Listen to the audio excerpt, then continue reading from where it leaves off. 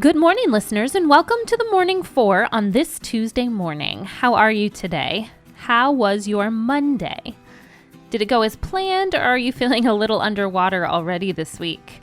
Well, wherever you are, remember that today, Tuesday, is a choice. You can keep that positive momentum going. You can reset yourself if needed. Not everything will be sunshine and rainbows every day, and honestly, it's unrealistic to expect that. You can, however, face your day with optimism and kindness and realize that things like worry and stress and negativity don't help at all. And that's my soapbox on this podcast and some words I'm trying to live by. So thank you for helping me practice that every day and keeping me accountable by sharing with you each morning on this podcast. Thank you for making me and this podcast part of your morning routine. Now, if you love the Morning 4, please leave me a review on iTunes and on the Morning 4 Facebook page. The way it works is the more people who review it, the more these sites like iTunes and Facebook will prioritize my podcast when people are searching for new ones to download. So it's a little bit of good karma you can send my way that costs you nothing, and it may even help someone else. So let's get this episode started right now with Number 1. This week is Teacher Appreciation Week all across the country, and I know that I'm really enjoying taking the time to show gratitude to the wonderful educators in my kids' lives.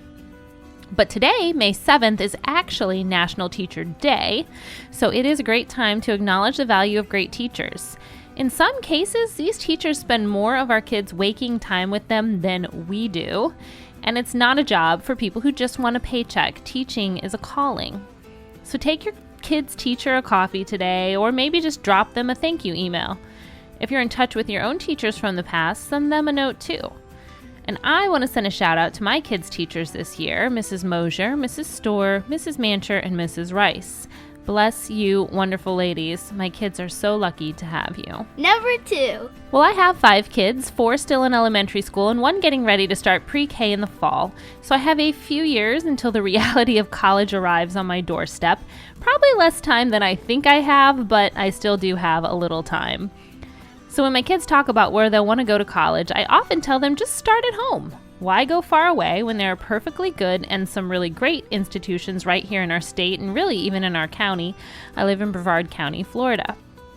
Still, sometimes they talk about going far away to pursue whatever dream is on their heart that week.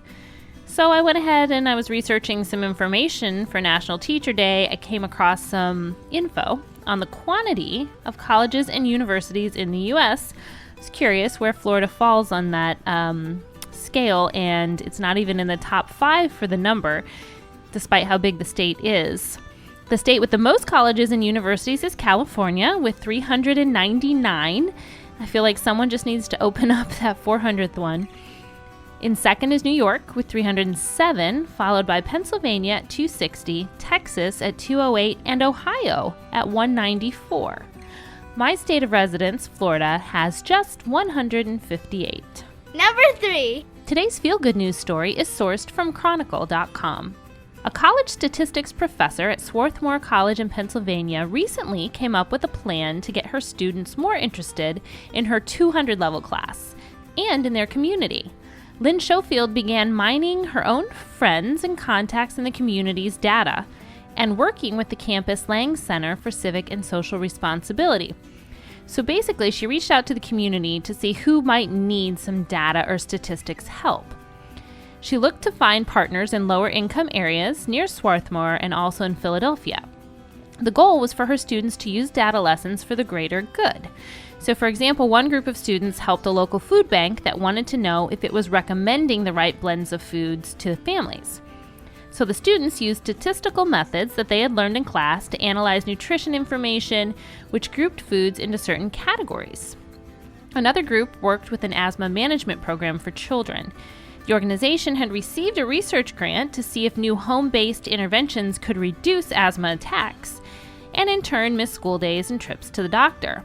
Well, the group had enough money to do the interventions, but lacked the ability to analyze the results, so that's when the students stepped in and took over that job.